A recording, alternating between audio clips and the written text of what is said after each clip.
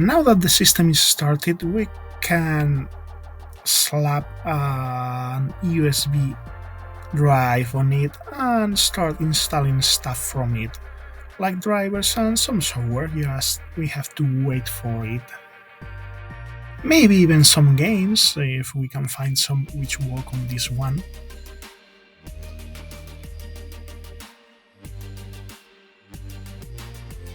That's obviously assuming that the pen drive decides to get installed, because it seems that it is taking its time despite being an old one which should work perfectly on that system.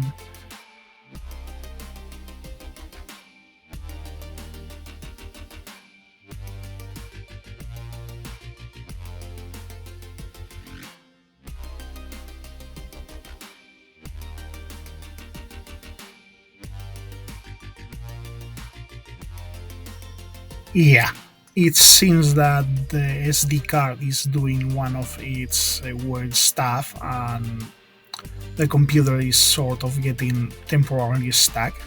Let's wait and see if it comes back.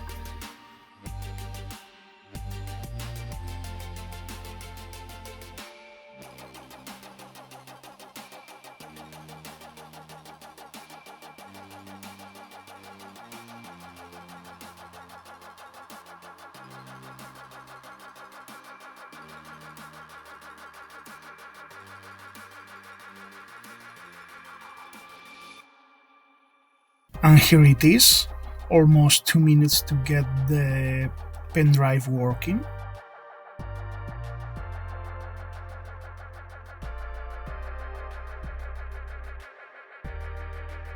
Now it should be working, so as soon as I get myself a nice shortcut to the Windows Explorer and get rid of the internet stuff on the desktop which I'm not going to use at all for anything, we can start installing stuff.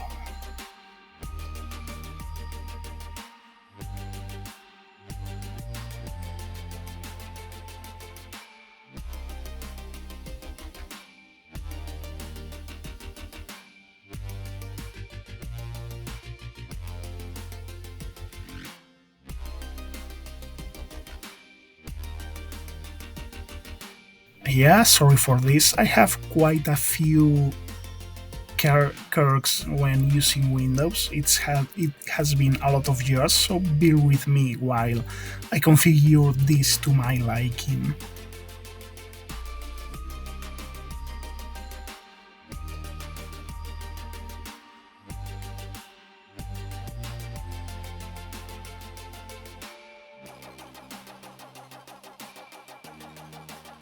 And now give me a moment to find the video card driver.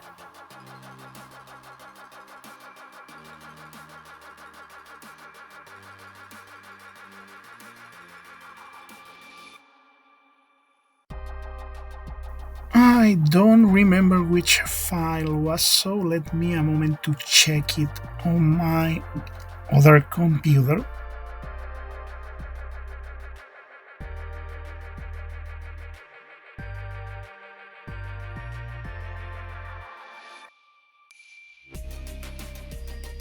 Okay, here it is. Let's install it.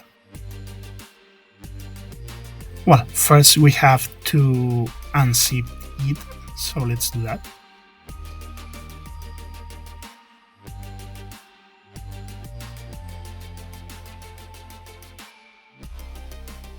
But before continuing, I'm going to configure the screen in a less gigantic resolution. 15 bits? Why 15 bits? Who decided that this was a good idea? I don't understand. I don't understand this at all.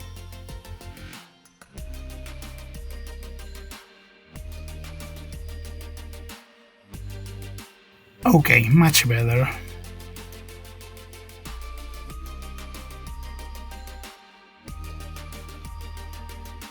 This setup was not only for the driver, it included a couple of utilities that Matrox use for productivity. It's what those cards were meant for after all.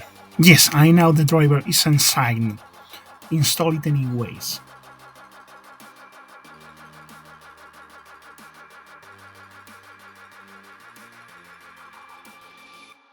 I'm going to use restart later option so I can use the same restart for the sound card drivers.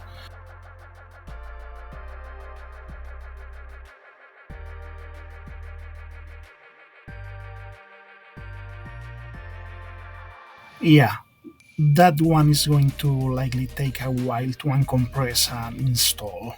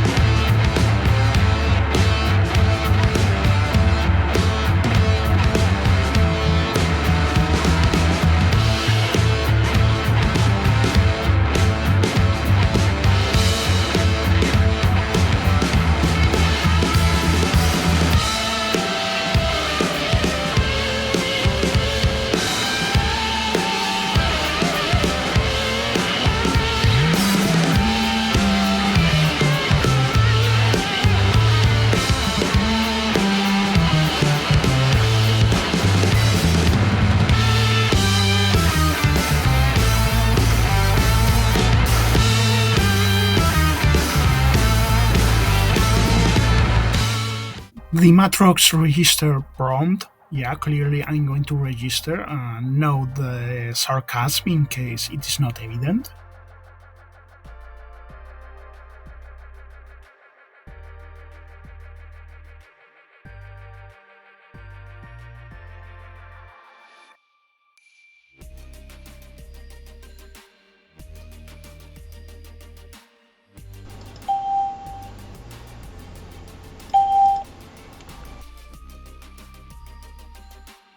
Here we have the Matrox desktop utility, which as we can see it has some advanced options, which I have to admit that I haven't tested before now, so we are going to discover them together.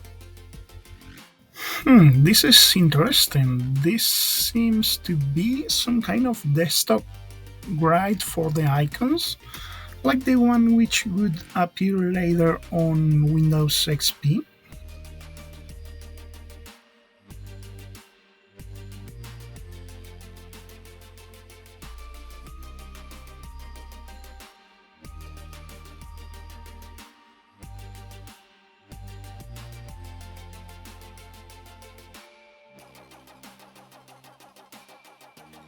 Now I'm going to check that Matrox multi-desk thing. Wait a moment. This is what it looks what it is? It is what it looks what that it is. It is a virtual desktop utility for Windows. That's very interesting that we can have virtual desktops on Windows with a so old card. It's not that surprising at all because Matrox specialize in that kind of productivity solutions, but it's still very interesting. Mostly because it is something quite advanced to have on Windows on the late 90s.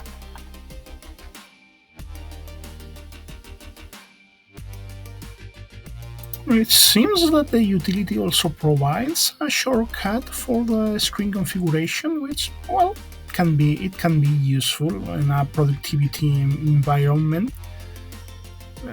It saves you some time if you change the configuration regularly. I have to admit that this utility is quite advanced for its time.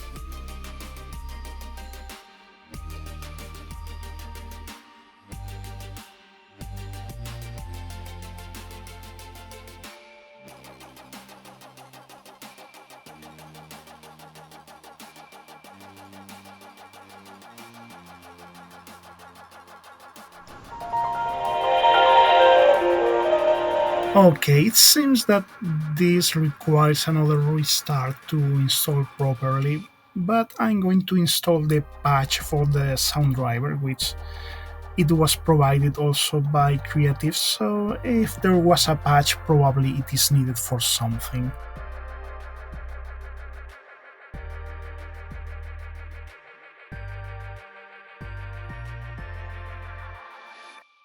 Now that the sound drivers are working properly, I'm going to upgrade DirectX, or better said, to upgrade DirectX since Windows 2000 already has DirectX 7 out of the box.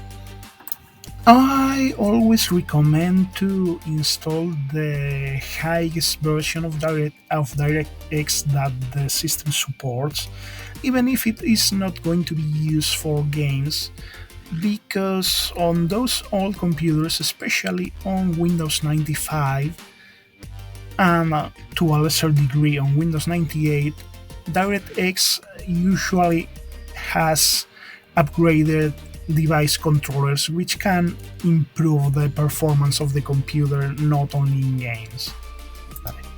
And it's not like if having a more modern version of DirectX is going to increase the resource consumption of the system or something like that.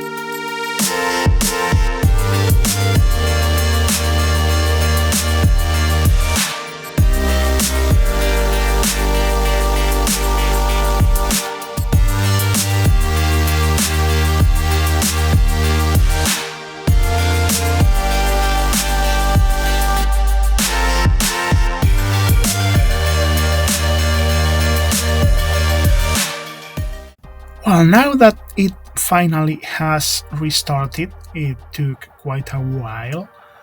I'm going to run the DirectX diagnostic utility, which offers some advanced hardware detection options, something that Windows 2000 wasn't precisely known to be good at. It is going to take a while because it's a quite heavy software for this machine, but it will allow us to check the CPU and other details that Windows 2000 wouldn't normally show us.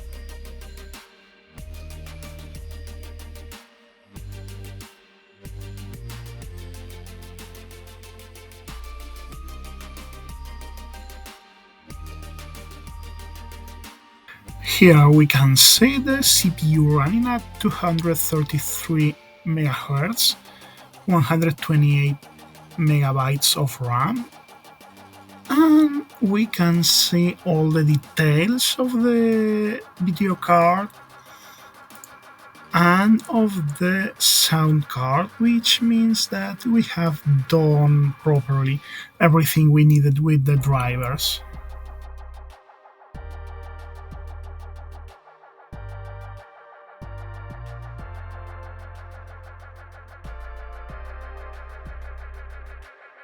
We can see that we have in use around 90 megabytes of the 128, so well, it's far from ideal, but it's usable.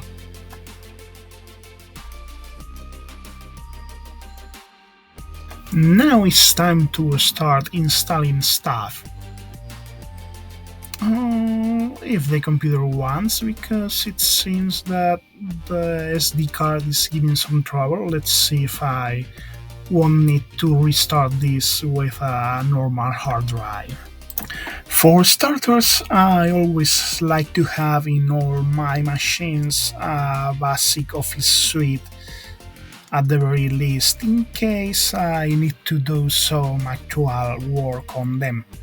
I mean, probably I'll never need to do it, but it's good to have the option. Also, it's a good way to test the computer with era accurate software. So in this case, we're going to go for Office 2000.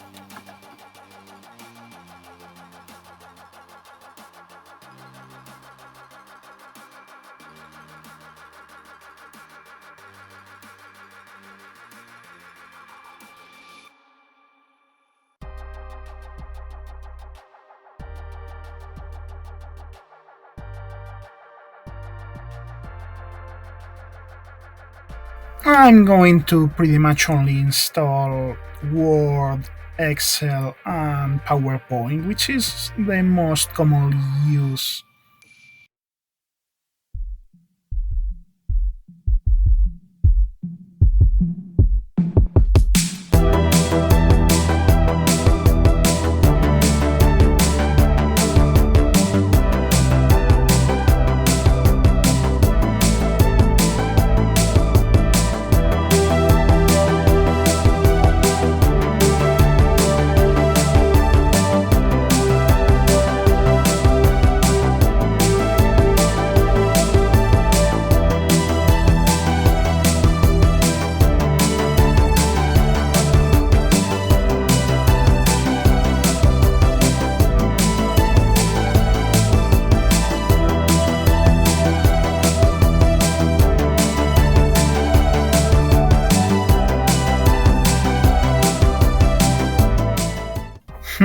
Less than 4 minutes. It's quite a very acceptable installation time on this computer.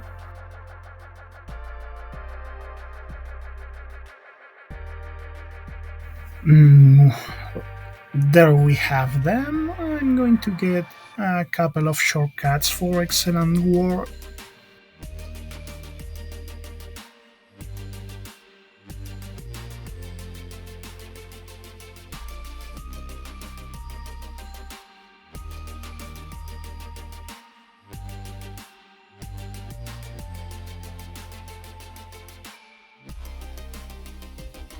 Let's try Excel first.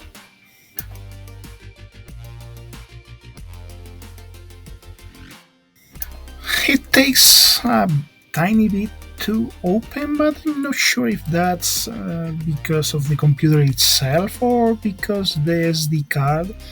Hey, it's the office paperclip. Huh? I kind of had missed him. Yeah, I don't hate him. I find him kind of funny. I really never understood why the clip was so hated. As I said, I really found him funny. Maybe because I was a kid, but that's another thing.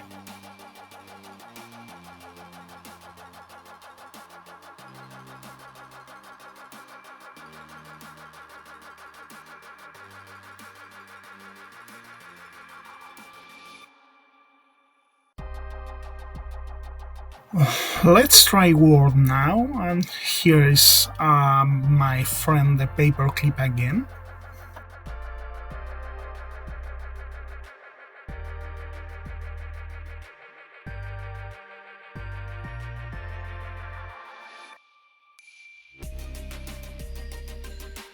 We can see that the performance seems to be correct, so good for it.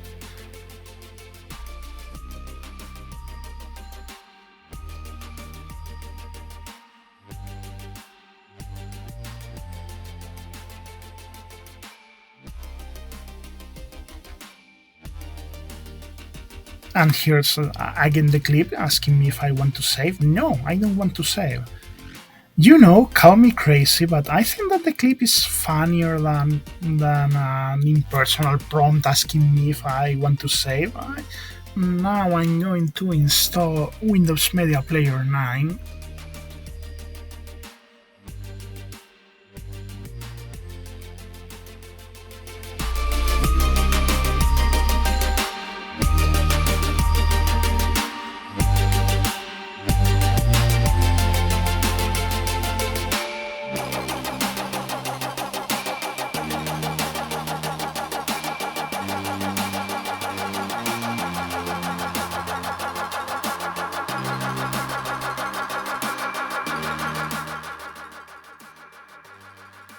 I'm going to install a codecs pack before I try to play something on Media Player, because otherwise probably it will take me no.